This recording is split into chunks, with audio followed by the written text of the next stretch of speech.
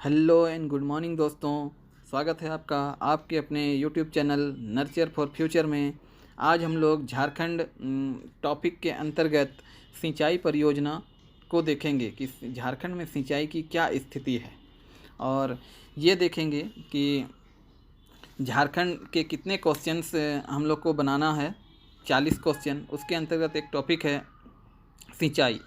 तो किस प्रकार हम लोग को इसको स्टडी करना है, इसके बारे में हम लोग देखते हैं। तो आइए देखते हैं सिंचाई होता क्या है। तो सिंचाई का विकल्प है, सिंचाई क्या किसका विकल्प है? वर्षा का। सिंचाई किसका विकल्प है? वर्षा का। अब प्राकृतिक साधन जो है वर्षा देखिए होता नहीं है। झारखंड जो है मानसून प्रभावित क्षेत्र है, और यहाँ पर देखिए वर्षा जो है वो 85% वर्षा जो है वो इसमें बह जाता है, इसमें बरस जाता है। किसमें बोलते हैं? मानसून का वर्षा में देखिए 85% वर्षा मानसून में बरस जाता है। अब होता क्या है दोस्तों, इसमें ये चीज़ को समझना है हमें कि सिंचाई की आवश्यकता क्यों पड़ता है, आखिर क्यों पड़ता है। तो सिंचाई क्या होता है कि प्राकृतिक जो साधन है वर्षा, वो 85% बरस जाता है, तो बाकी 8 महीने, सिर्फ ये 4 महीना में इतना बरस जाता है, तो बाकी केवल 8 महीना बचता है 12 महीना में। तो 8 महीना में 15% वर्षा मिलती है झारखंड को। कितना? 15%।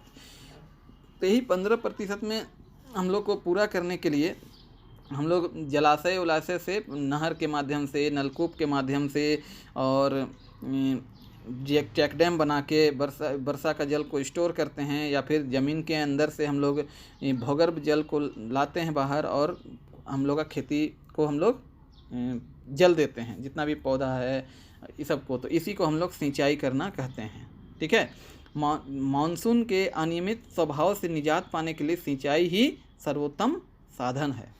तो देखिए इसमें होता क्या है, इसको समझना है, क्यों आवश्यकता पड़ा हम लोग को सिंचाई का। तो झारखंड में जो औसत वर्षा है वो मात्र 1340 mm होता है। कितना होता है? 1340 mm, मतलब मिलीमीटर। ठीक है। अब देखिए, तो 85% वर्षा बरस जाता है हमारा 4 महीना में, मात्र 15% वर्षा जो है वो 8 महीना में बरसता है। इसलिए आवश्यकता है हम लोग को सिंचाई का। अब वर्षा से संपूर्ण झारखंड को सतही जल जो है वो 2,60,000 के लगभग प्राप्त होता है। जो सतही जल जो है वो 63 लाख घन मीटर जो है हम उपयोग में ला पाते हैं सतही जल का। कहने का मतलब जो वर्षा बरस रहा है तो कुल सतही जल मात्र 23% ही हम क्या कर पाते हैं? उपयोग कर पाते हैं। सतही जल कहने का मतलब है ज़मीन में बहने वाला जल। अब वर्षा की मात्रा झारखंड के पूर्वी भागों में अधिक है। देखिए झारखंड का मैप जो है वो कुछ इस तरह से है, इस तरह से है, इस तरह से है,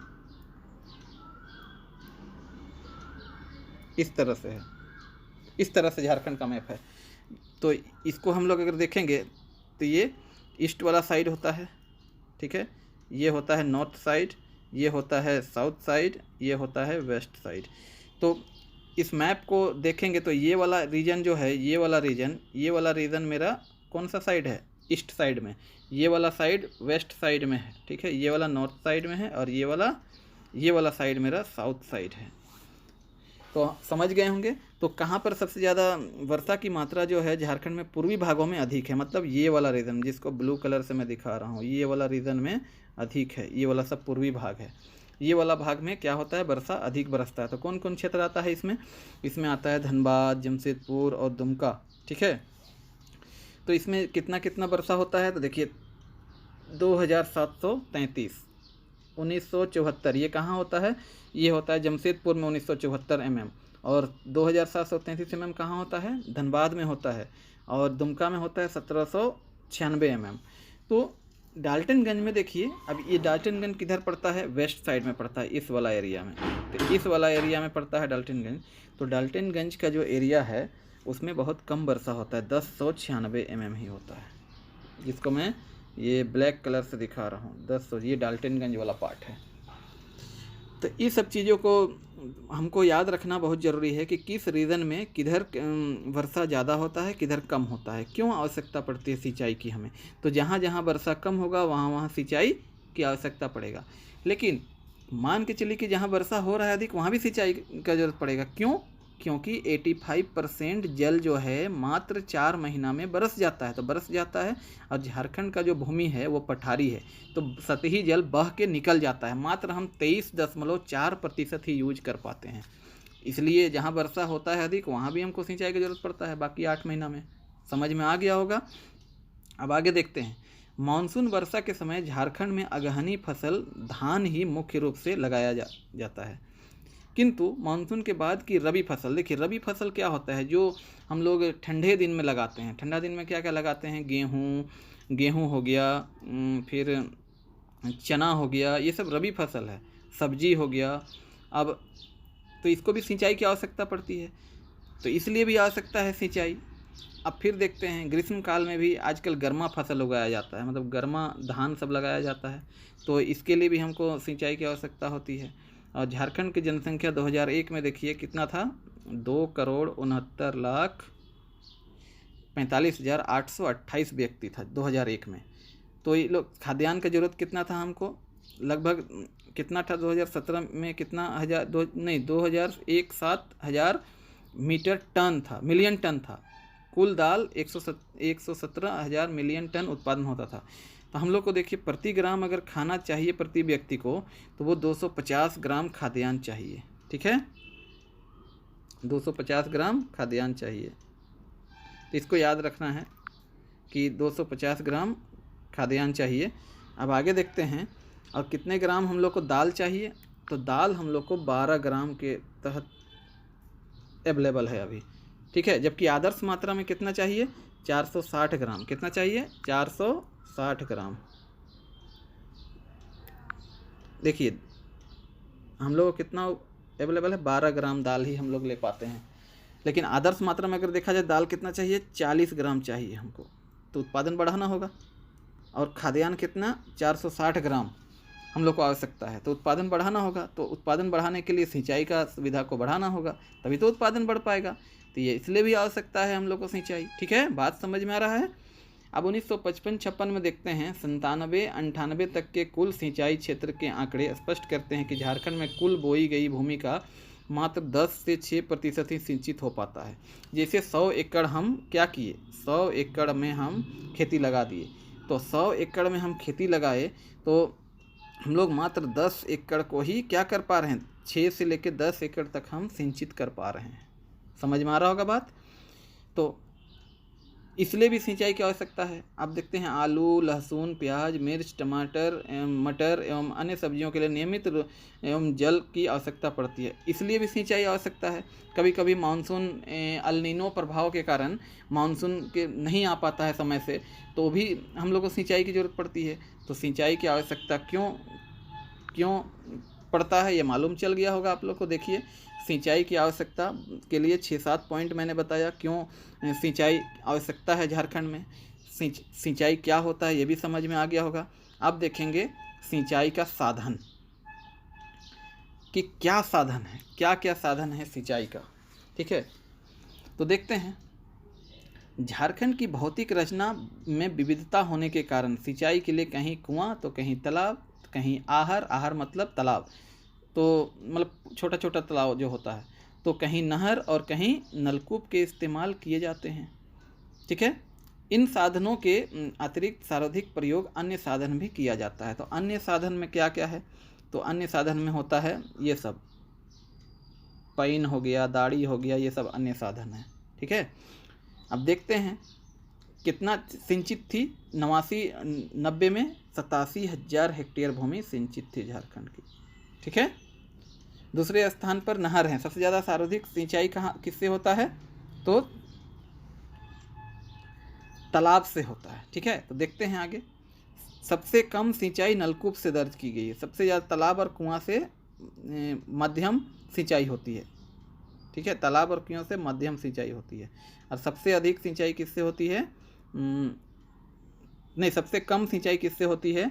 तो ये सबसे कम सिंचाई नलकूप से होती है। इसको याद रखना है आपको। तो सवाल देखिए यहीं से पूछ सकता है कि सबसे अधिक सिंचाई किस माध्यम से होता है झारखंड में, सबसे कम सिंचाई किस माध्यम से होता है? तो ऑप्शन दे देगा नलकूप, कुआं, तालाब और नहर। तो इस तरह से हम लोग को समझना है। जब समझ जाएंगे हम लोग अच्छे से, तो उसके बाद ऑब्जेक्टिव जब सवाल बनाएंगे तो हम लोग को बहुत आसानी होगा। JSSC CGL में इसी टाइप का सवाल पूछेगा। देखिए दोस्तों, अच्छे से आप स्टडी कर लेंगे ना, एक बार समझ जाएंगे चीज़ों को, तो आपको बार बार समझने का ज़रूरत नहीं पड़ेगा और आप ऑब्जेक्टिव को आसानी से हल कर जाएंगे। इसलिए मैं चाहता हूँ कि आप लोग को पूरा डिटेल में एक बार इसमें समझा दूँ, जिससे कि बहुत अच्छे से आप लोग का पकड़ मजबूत हो झारखंड सब्जेक्ट में। देखिए, नलकूप क्या होता है? तो नलकूप में सबसे ज़्यादा सिंचाई का साधन है, सबसे अल्प प्रचलित है ये, मतलब बहुत कम मात्रा में सिंचाई होता है ये। तो कहाँ होता है सबसे कम? देखिए, झारखंड का जो पठारी क्षेत्र है तो उसमें अंदर डीप बोरिंग नहीं हो पाता है।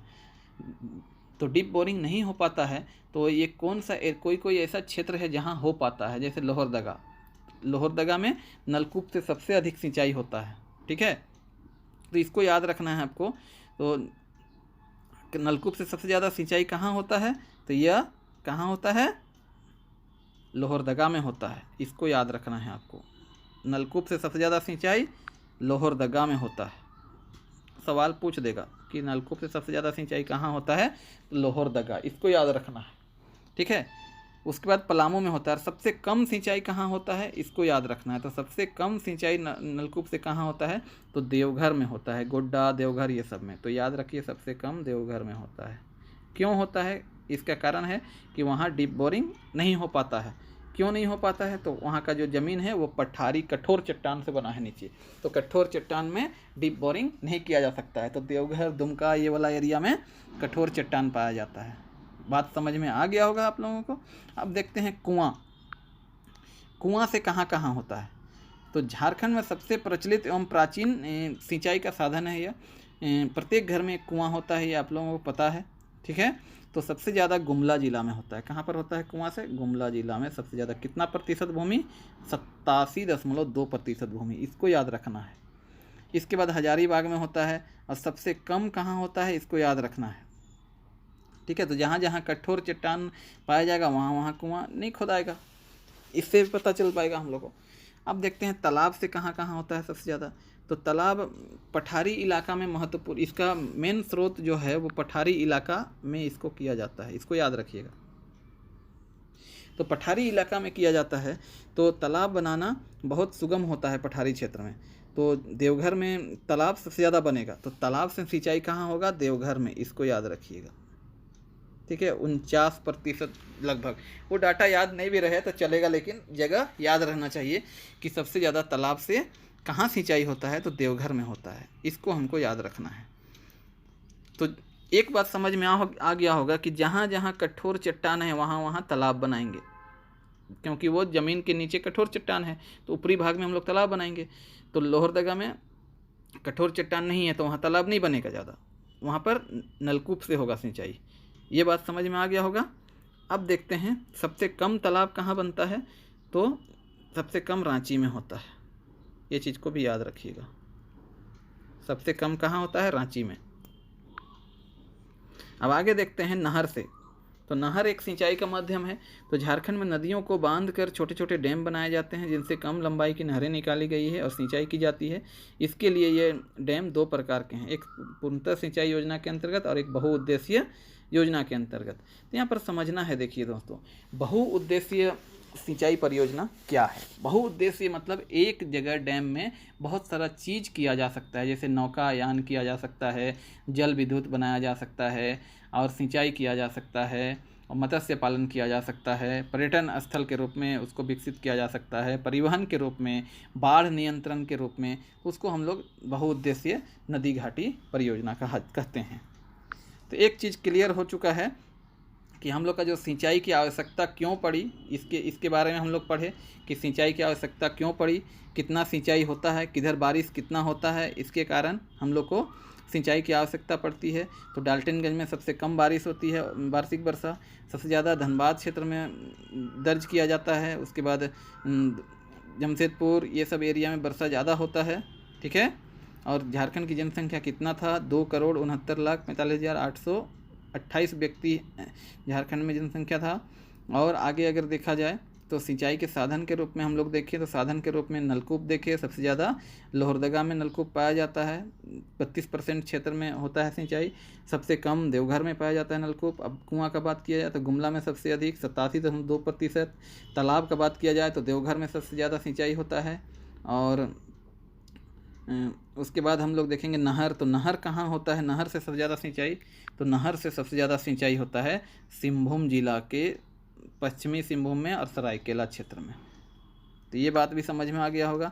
अब बात करते हैं हम लोग बहुउद्देशीय नदी घाटी परियोजना। तो बहुउद्देशीय नदी घाटी परियोजना 3-4 बहुउद्देशीय नदी घाटी परियोजना है, जिसमें एक है दामोदर नदी घाटी परियोजना। पहले एक एक करके देखते जाएंगे हम लोग। दामोदर नदी घाटी परियोजना में कहाँ है, कैसे बना है और किस प्रकार यह अपने उद्देश्य को पूरा करता है। तो दामोदर नदी घाटी योजना जो है वो 290 किलोमीटर तक प्रवाहित होती है। कितना तक? 290 किलोमीटर तक, 290 किलोमीटर तक प्रवाहित होती है। और कौन कौन राज्य में होके बहता है? तो बंगाल में यह 240 है और झारखंड में बाकी बहता है। कुल 530 किलोमीटर लंबी नदी है दामोदर नदी, जो जल संग्रह करती है। उसमें बरसात के मौसम में इसमें तबाही मच जाता था, तो इसके लिए बाढ़ से मुक्त करने के लिए दामोदर नदी को इसलिए बंगाल का शोक नदी भी कहा जाता था।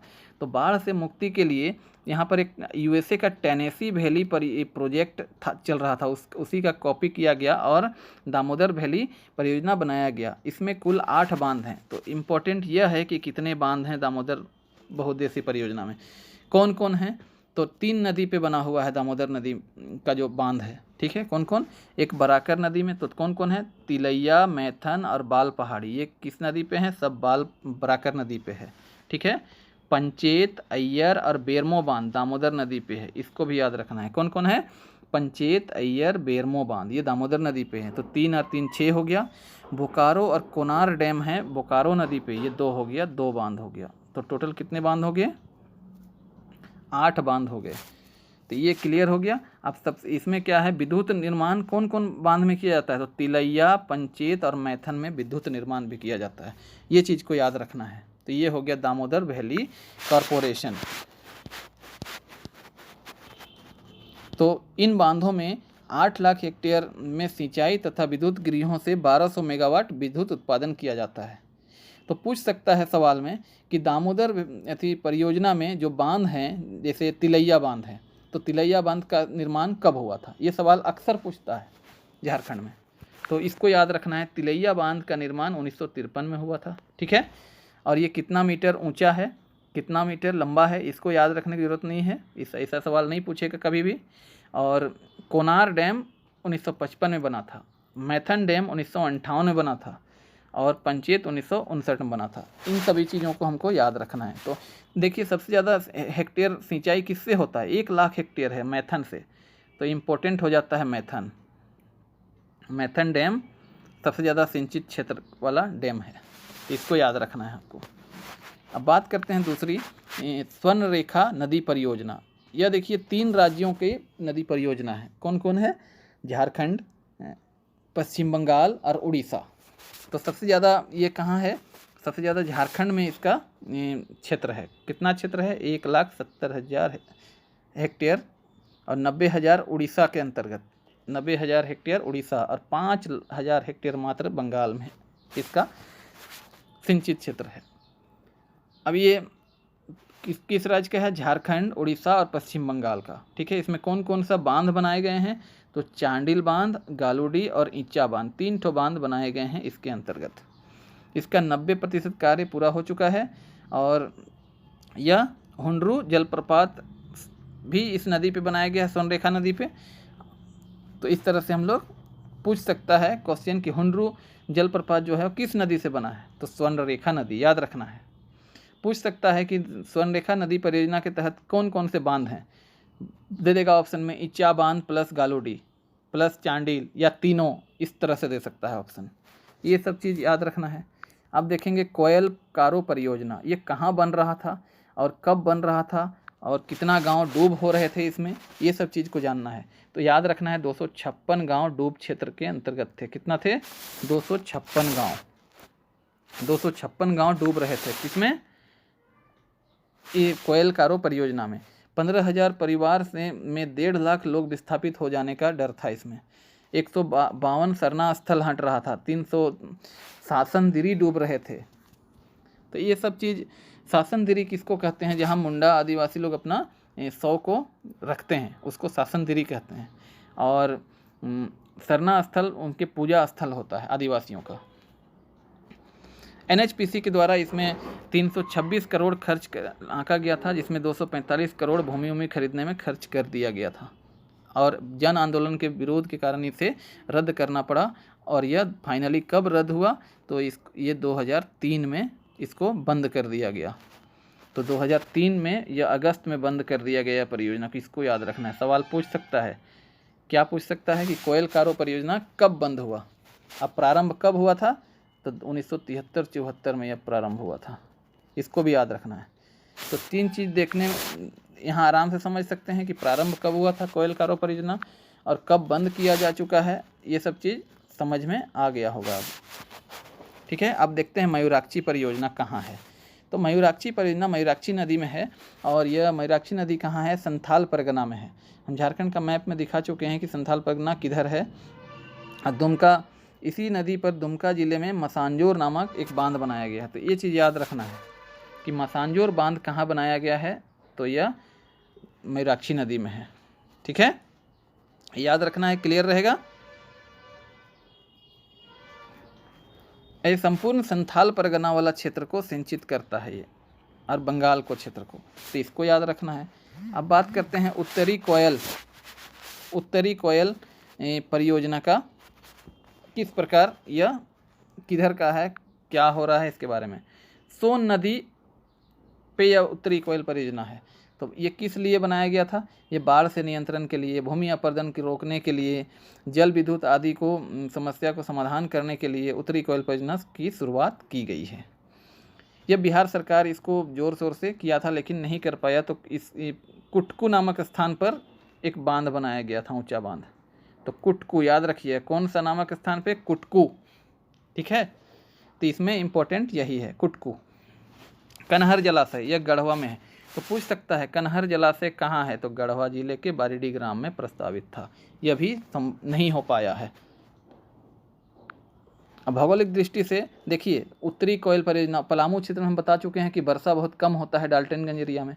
तो वर्षा कम होता है तो उस क्षेत्र में सिंचाई के लिए परियोजना जरूर लगेगा। तो इसी लग रहा था उत्तरी कोयल परियोजना, कनहर जलाशय परियोजना, जो भौगोलिक दृष्टि से पलामू के लिए बहुत महत्वपूर्ण हो जा रहा था, लेकिन अभी तक ये योजनाएँ लंबित ही है।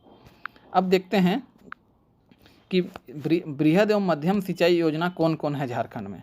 तो बृहद सिंचाई योजना में झारखंड में जल संसाधन की भावी सिंचाई योजनाएं कौन कौन है, बृहद परियोजना में कौन कौन है और कौन कौन लघु सिंचाई परियोजना है, ये सब चीज़ के बारे में देखते हैं।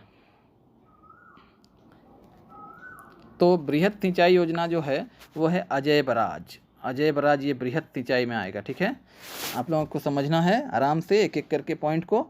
अजय बराज ये बृहद में है। गुमानी, कोनार, पुनासी, सोनरेखा सिंचाई परियोजना, ये सब 11 हैं। कुल कितने हैं, 11। तो याद रखिएगा, बृहद सिंचाई कितने हैं, 11। ठीक है, कितने हैं, 11 हैं।